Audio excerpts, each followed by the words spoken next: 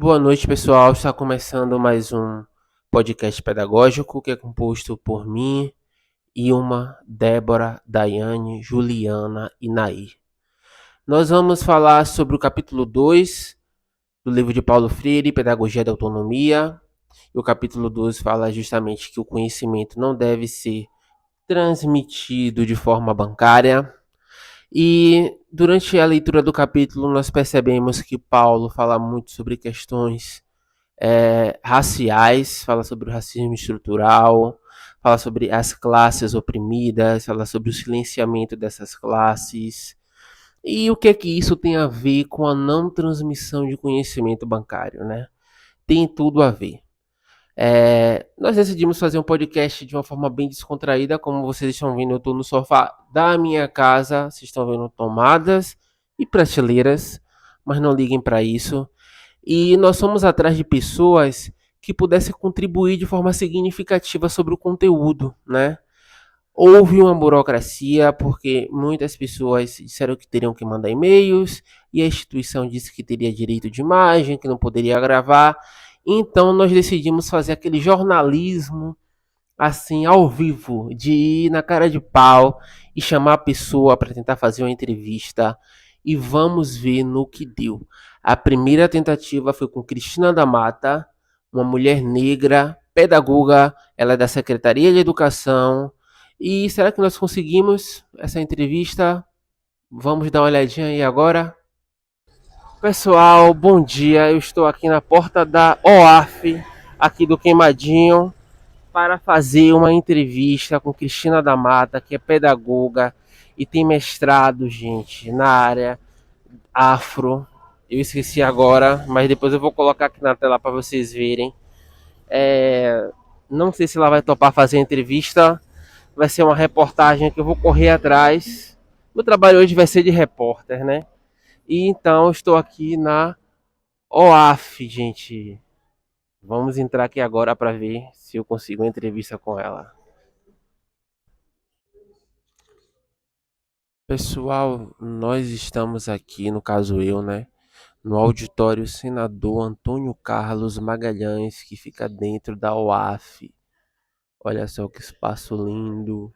Eu fui o primeiro a chegar aqui porque estou em busca da nossa entrevistada, a nossa convidada. Eu vim tentar, na verdade, né?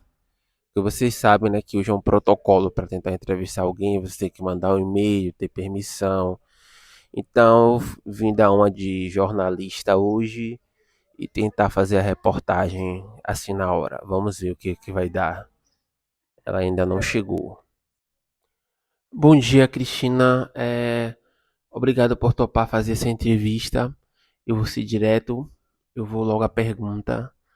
Bom, Cristina, na obra Pedagogia da Autonomia, especificamente no capítulo 2, né, de Paulo Freire, ele fala muito sobre o racismo, né?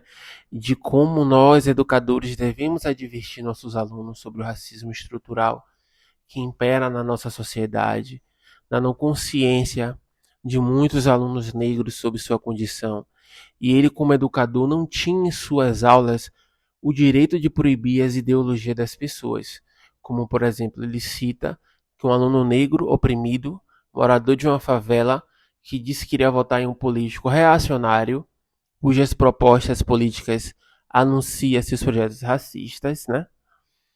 E, novamente, Freire disse que o papel dele não era de proibir esse aluno de votar no político, e sim de alertar, de mostrar a realidade do jeito que ela é, né? De advertir das consequências do possível voto do aluno negro, ou seja, não é o conhecimento bancário ali que ele estava fazendo, né? Ele poderia ali estar fazendo, introduzindo as ideologias dele, que nós sabemos quais são hoje, né? Então, Cristina, ele cita que na ação, né, dele, político-pedagógica, preservar situações concretas de miséria é uma imoralidade, né? E é assim que este saber, que a história vem comprovando, se ergue, né, em princípio de ação e abre caminho à Constituição na prática de outros saberes indispensáveis. Ele diz que não tem o papel de fazer com que as massas populares se rebelem, mas que elas, né, percebam em termos críticos a violência e a profunda injustiça que caracterizam sua situação concreta, né? Essas partes aqui que eu citei, Cris, é do capítulo 2 do livro Paulo Freire, Desculpe ser redundante, e que tem tudo a ver com o que eu disse até agora, até porque está nesse capítulo, né? A conscientização, a formação de sujeitos críticos, mas não de forma que o conhecimento seja transmitido de forma bancária.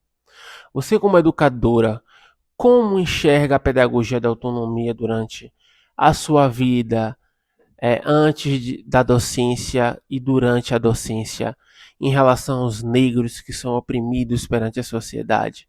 Eu gostaria que você falasse em relação à sua trajetória até hoje.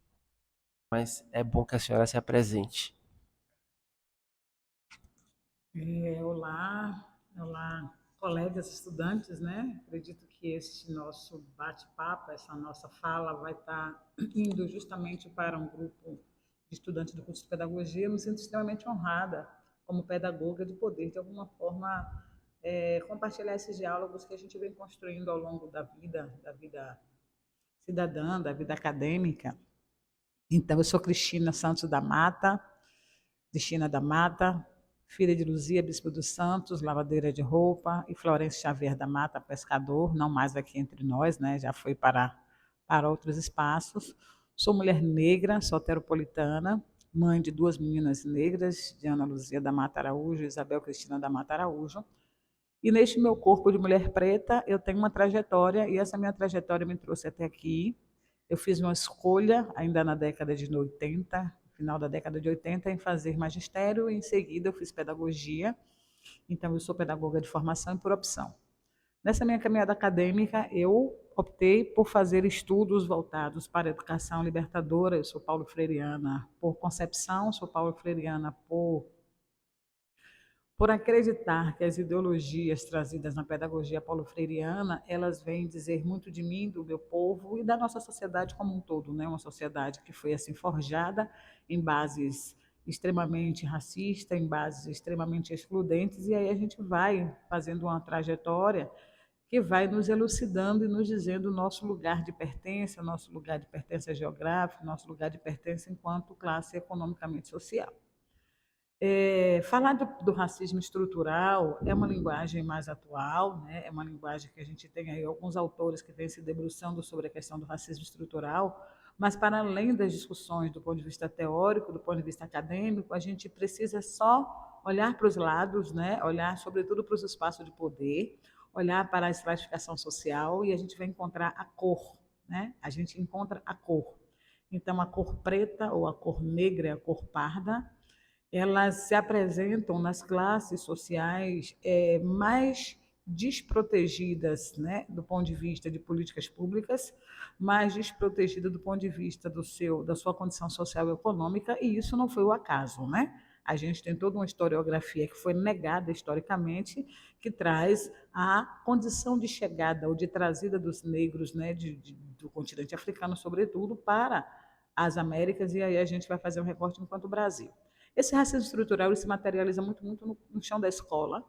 Eu fiz a universidade em 1994 e eu lembro que a nossa pesquisa de graduação, né, o TCC, eu e mais três colegas, as únicas negras que existiam na sala de aula, e a gente foi investigar o que respondia sobre o baixo número de negros nas escolas de terceiro grau de Salvador, né? E aí a gente não falou em universidades porque tinham as faculdades já naquele momento.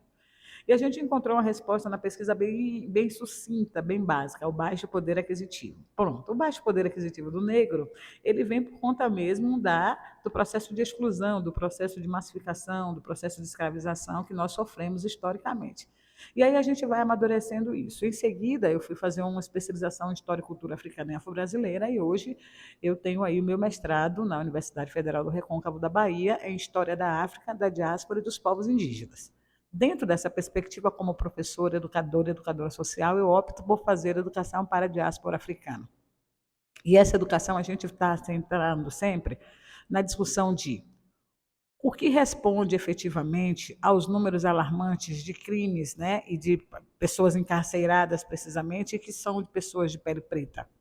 o que responde aos espaços de poder e em todas as esferas, inclusive na educação, que é uma área majoritariamente ocupada por mulheres, é uma área em que nós temos escolas espalhadas nos lugares mais periféricos das cidades, e ainda assim, e formado de muitas professoras, pedagogas negras, ainda assim, quando a gente vai para uma escala um pouco maior na hierarquia de poder, a exemplo das secretarias de educação, das coordenações regionais, a gente não encontra essas mulheres negras representadas nesses espaços.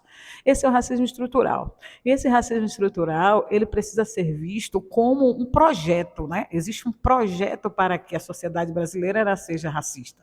Existe um projeto, e esse projeto ele é alimentado diariamente na mídia, ele é alimentado diariamente em vários espaços sociais, em que coloca sempre o preto, a preta, em condições de desprivilégio. Então, a gente opta hoje, e esse é o meu papel, esse é o meu trabalho como professora educadora social, em fazer o combate ao racismo estrutural, em dizer nos espaços, na medida em que a escola pública ela se nega a fazer um trabalho de qualidade para, a partir da educação, a gente conseguir ascender a essa classe historicamente subalternizada, a gente está cometendo racismo estrutural. Quando, enquanto professora educadora, eu não compreendo que levar para o meu espaço de sala de aula, para o meu quadrado, uma educação de qualidade, um processo de alfabetização solidificado, eu estou também contribuindo para o racismo estrutural e aí o racismo institucional, né? Infelizmente, a escola ainda é um espaço, é uma instituição racista, a escola é uma instituição preconceituosa, a escola ela vai aí reproduzindo muitos estereótipos de beleza que são apresentados na mídia e que a beleza negra ela não está contida nesse estereótipo. A gente vive hoje o mês de novembro, eu estou hoje, exatamente hoje, indo para a minha 22ª roda de conversa com pessoas para falar da questão racial.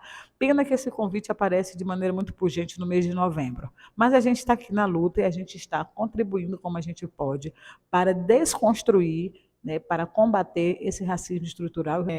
Paulo Freire vive, né? A gente faz parte de coletivos aí que dão conta de manter viva a pedagogia paulo-freireana. Como educadora, eu me forjo nessa luta, nessa militância. Agora, preciso também aqui trazer, para dar visibilidade, o movimento negro unificado, né? E os movimentos sociais, movimentos negros que vieram aí da década de 30 para cá, sobretudo, fazendo enfrentamento ao racismo estrutural, ao racismo institucional. E esses movimentos, eles são aí propulsores mesmo de luta para a implementação de políticas públicas, tá? Então, a gente tem a política de cotas, a gente tem a política de cota para as universidades, isso trouxe, com certeza, uma grande possibilidade de acesso ao ensino superior, e aí a gente consegue perceber uma parcela mais da população negra tendo acesso ao ensino superior. A gente consegue ver hoje a política de cotas para o mercado de trabalho, para os concursos públicos, isso com certeza vem aí contribuindo para que a gente tenha mais condição de falar desse racismo estrutural, institucional e fazer enfrentamento a eles. As políticas públicas ela têm um papel fundamental, né? Elas não vieram do acaso, elas não vieram de graça, elas foram conquistadas, elas foram tomadas com muita luta, com muitos movimentos. A gente precisa dar visibilidade às pessoas que estão aí encampando diariamente esses processos. A gente consegue perceber que há hoje um processo de tentativa de retirada desses direitos conquistados outrora, mas também a gente consegue perceber em vários espaços, e a universidade é um espaço deste que vem contribuindo para que essa luta ela tenha cada vez mais notariedade, cada vez mais visibilidade. Então, a gente consegue perceber que, se historicamente o poder público, através das suas políticas de exclusão, veio colocando as pessoas negras, né, nosso povo, nossos ancestrais, nossa história em condição de desigualdade para o movimento da inferioridade, nós também temos que validar, valorizar e cada vez mais propagar os coletivos, os movimentos culturais, os movimentos sociais, os movimentos políticos e, sobretudo, os movimentos políticos identitários que vão aí dando conta de trazer à visibilidade o que a gente tem produzido, o que a gente tem construído e, com certeza, anunciar dias vindouros muito mais frutíferos para que o menino negro, para que a menina negra possa se reconhecer, possa se ver em espaços sociais, na estratificação social, nos espaços de poder. E essa é a nossa luta, esse é o nosso trabalho, isso é o que a gente acredita, e a gente vai de todas as frentes, através da cultura, através da música, através do entretenimento, através do afroempreendedorismo, através da ciência, através de mostrar para os nossos meninos e meninas, os cientistas negros que fizeram e construíram de maneira muito pungente esse Estado brasileiro, né? E essa sociedade. Então, é nisso que a gente acredita, é isso que a gente faz, é por isso que a gente está aqui.